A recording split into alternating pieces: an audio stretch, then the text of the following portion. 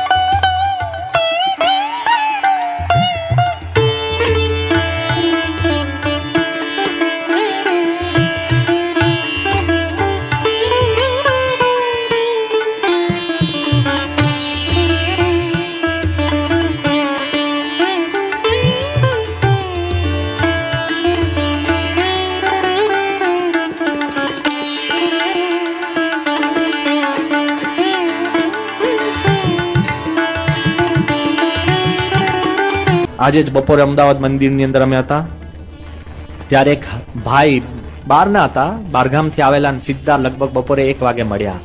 હોશે હોશે મને પગે લાગ્યા અને હું પહેલી જ વાર મળતો હતો. મને કે સ્વામી, મારે તો હું તો ખાલી અહીંયા આવ્યો છું મંદિરે ખાલી દર્શન કરવા અને હું ખૂબ ખૂબ આભાર માનવા આવ્યો છું. મેં કહ્યું શું થયું? એ કોઈ એવા સત્સંગી નતા, ગુણભાવી હતા. મેં કહ્યું કેમ, શું થયું? એ કે સ્વામી હવે હું સાચી વાત કરું. વાત સાંભળજો એની. સંતની નજીક માણસ આવે છે ને તેના જીવન, એની દુનિયા તો બચી જ જાય છે. કે એક વાર મેં પ્રમુખ સ્વામી મહારાજને પત્ર લખ્યો, એવા ચુસ્ત સત્સંગી નહીં, બહારના કોકનું નામ સાંભળીને, અને મેં એમને પત્ર લખ્યો કે મારા જીવનમાં એટલી મોટી આપત્તિ આવી છે, 4 જ પસંદગી છે. હું ધર્મ છોડી દઉં, દેશ છોડી દઉં, ઘર છોડી દઉં કે જીવન છોડી દઉં. લો તમારા ચોઇસીસ લો, હવે પકડો. ચોઇસીસ પણ છે ને ફોસ્ટિયન ડાયલેમા જેવું છે. ચોઇસીસ પણ સારા નથી. એક પણ ચોઇસ સારો હોય તોય આપણે કઈક માની શકીએ. હવે મેં કીધું તો હા, સ્વામીએ તને ચોઇસ શું આપી દીધો? આમાંથી ચોઇસ શું આપવાનો? આ 4 માંથી હું શું કરું? મેં કહ્યું પ્રશ્ન શું થયો હતો? એ કે મારી પત્ની એ કોઈક પર પુરુષ સાથે, પરધર્મી, એની સાથે મારું અપમાન કરીને ભાગી ગઈ અને મેં એટલી બધી, મારે તકલીફ થઈ ને આ છે ને વેર જે રામ તેમ, એટલી બધી તકલીફ થઈ ગઈ હતી. અને પરધર્મી મહાપ્રશ્ન, એટલે કે મેં આ 4 વસ્તુ નક્કી કરી હતી. ત્યારે સ્વામીએ મને શું લખ્યું ખબર છે કાગળમાં? સ્વામી કીધું તારો ભૂતકાળ છોડી દે અને વેરઝેર છોડી દે, શાંતિથી રહે. એટલે કે અત્યારે હું જીવું છું. આપણા પસંદગીઓને ચોઇસીસ જુદા હોય છે અને સંત જે તમને આપે ને ચોઇસ ને પસંદગી, એ કંઈક ઓર હોય છે, જુદી હોય છે. અને એ તમને જરા જુદું વિચારવાનું શીખવે છે, દ્રષ્ટિ જુદી આપે છે.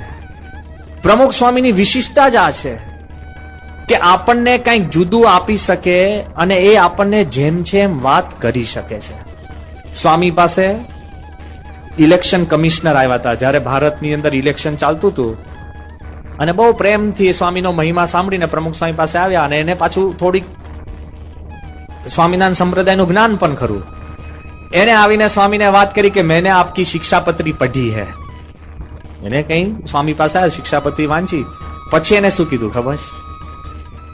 કે if there was one verse, કે એક શ્લોક, if there was one verse you had the choice to change in relevance to modern times, અત્યારના યુગ પ્રમાણે શિક્ષાપત્રીનો એક શ્લોક બદલવાનું તમને કહે તો કયો શ્લોક તમે બદલો લે? તો સ્વામી કે સાહેબ, આ શિક્ષાપત્રી ભગવાન સ્વામિનારાયણની વાણી છે, શાસ્ત્ર છે, શાસ્ત્ર બદલવાનું ના હોય, આપણે બદલાવાનું હોય. વિચાર કરો, આપણે આપણી બુદ્ધિ, લક્ષણ, આવડતથી છે ને બીજું બદલવા પ્રયત્ન કરીએ છીએ. સંત એક આપણને સમજ આપે છે, તમારા પરમ હિતકારી કેમ છે. He teaches you the technique to change yourself. અને એવી રીતે તમને શીખ આપે છે કે એના કારણે તમારું આખું જીવન બદલાઈ જતું હોય છે. એટલે જ કદાચ ડોક્ટર રાધાકૃષ્ણન ભારતના પ્રથમ વાઇસ પ્રેસિડન્ટ અને second president of India.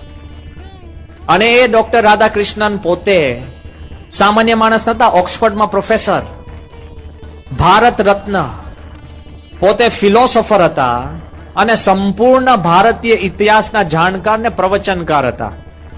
A doctor Radhakrishnan આપણને એક જુદી સમજ આપે છે કે વી live in society today not because of the scientific inventions but because of the saints who travel in society.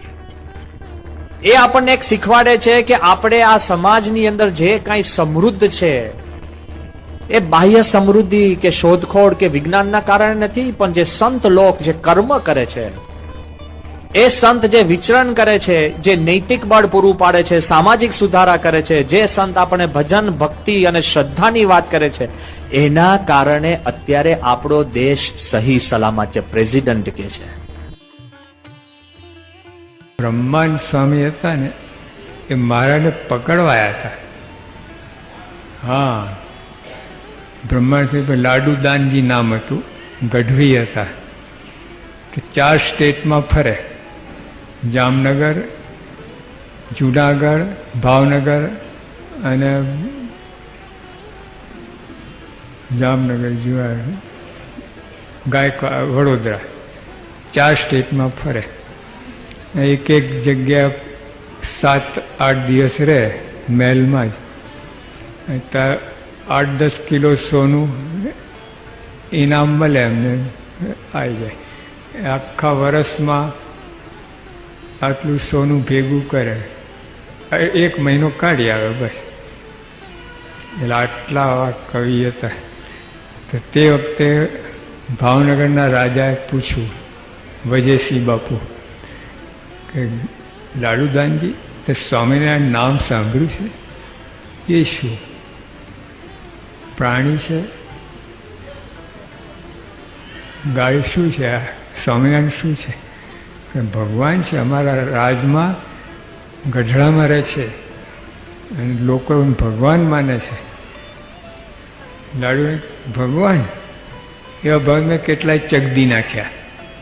આ આંગળીના અંગૂઠે, હા, લાવો મને 25 ઘોડે સવાર આપો, ભગવાન પકડીને લાવો. ત્યાર પછી આ ભાવનગરમાં વચ્ચોવચ્ચ 4 રસ્તા પણ ત્યાં પાંજરું બનાવજો, એમાં પૂરી લેવાની.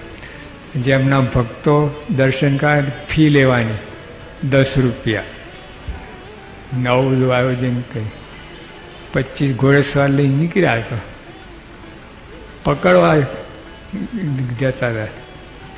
તો ઠેઠ ગઢડાની સીમ સુધી આવ્યા ને પછી વિચાર ફરવા લાગ્યા. પહેલાં તો આમ ચાલતો હતો, પછી જ્યાં સીમા તો આમ જરા નમ્યા. વિચારમાં વિચાર્યો કે કદાચ ભગવાન હોય તો. દગ્યા.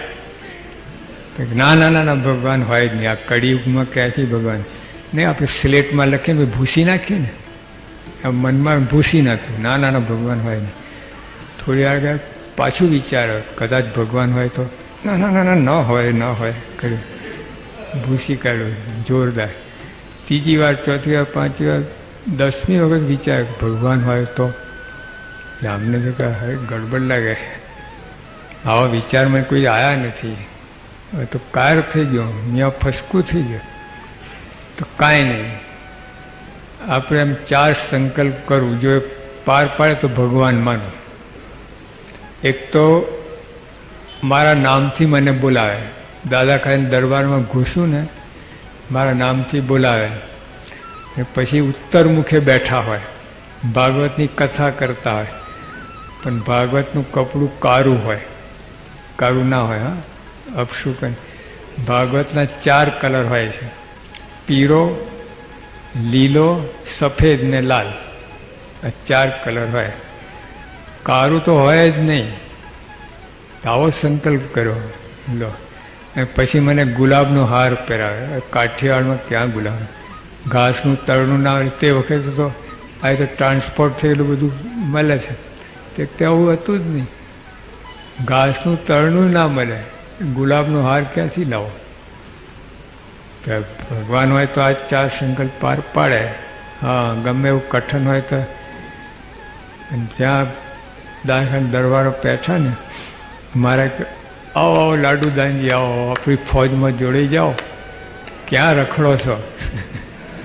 આપણી ટીમમાં આવી જાઓ. હવે તો નામ તો દીધું મારું. તો ઉત્તર મુખે બેઠા હતા, ભાગવતની કથા કરતા હતા.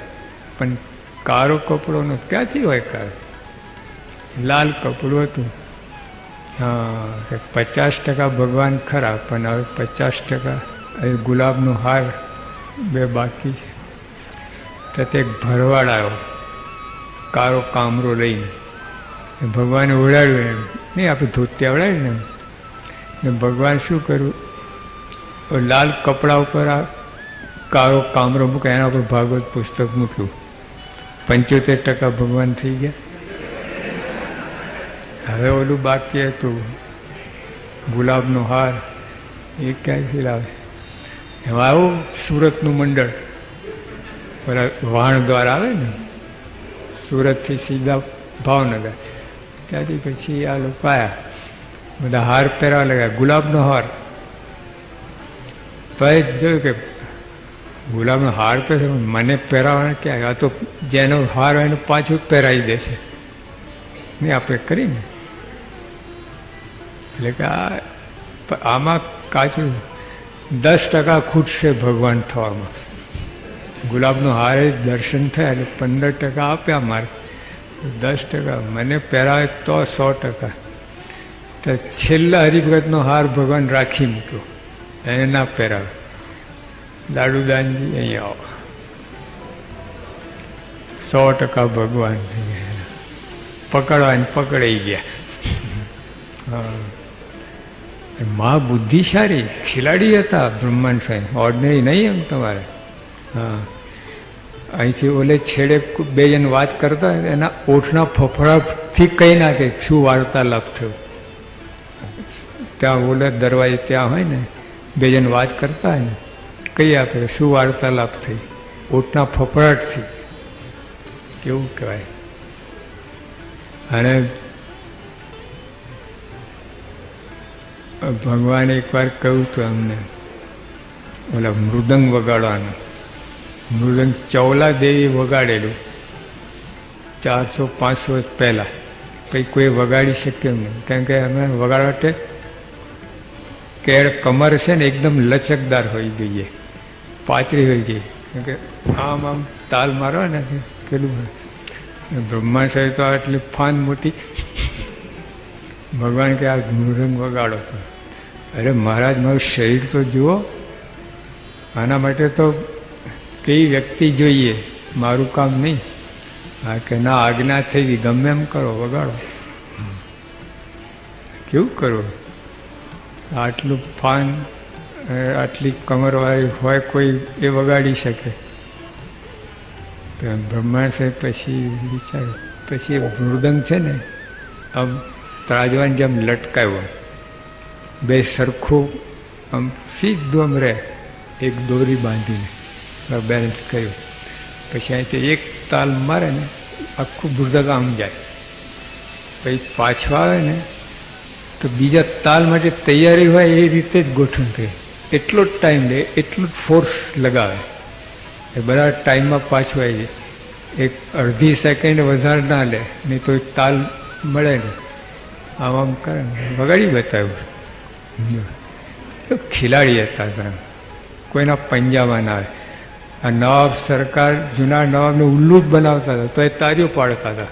નવાબ કાવ્યમાં ઉલ્લુ જ બનાવતા હતા નવાબને. આહા ક્યાં ક્યાં તારે પાછું નગારા વાગે મોતલા. આવા ખેલાડી હતા, આટલા બુદ્ધિશાળી. અને ઉર્દુ હતા નૈષ્ટિક બ્રહ્મચારી છે. બોલા એક રાજાએ કહ્યું કે અમારો તોફાની ઘોડો છે અને શાંત પાડો. કે આમાં શું કે 50 ઘોડીઓ વચ્ચે લઈ જવું. 25 ઘોડીઓ બે લાઈન વચ્ચેથી આ તોફાની ઘોડો કામી ઘોડો લઈ ગયા. એકદમ નીચે માથું મૂકીને નીકળી ગયો ઘોડો, કાંઈ ના કહે. બધી જ શક્તિ હતી, બધી આધ્યાત્મ શક્તિ, બુદ્ધિ શક્તિ, બળપણ એવું હતું, બધું હતું. બધાએ આ કહેવાય છે કે ભગવાને એમને વશ કર્યા, સાધુ બનાવી દીધા. હા, પકડી ગયા. પછી એક વાર તો ઓલા એક માણસ પકડ્યો એમને, છરો ઘસતો હતો, આટલો મોટો છરો. તો આના બ્રહ્માજી મુક્તા બંનેને પકડ્યા, બંનેને નાક કાન કાપવાની વાત કરી.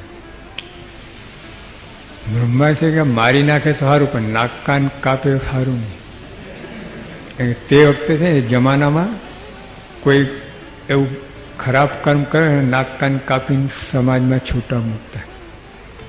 મારી નાખે સારું, પણ આ તો આબુના કાં કરા.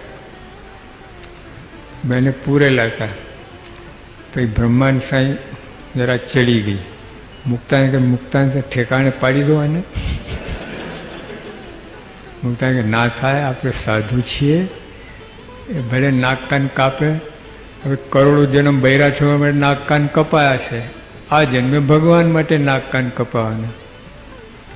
બેસે ત્યાં પેલો જાટ જાતિ નહોતો, એ નીકળ્યો ત્યાંથી, રાઘવ જાટ. કે બાવાજી ક્યાં કર રહે હો?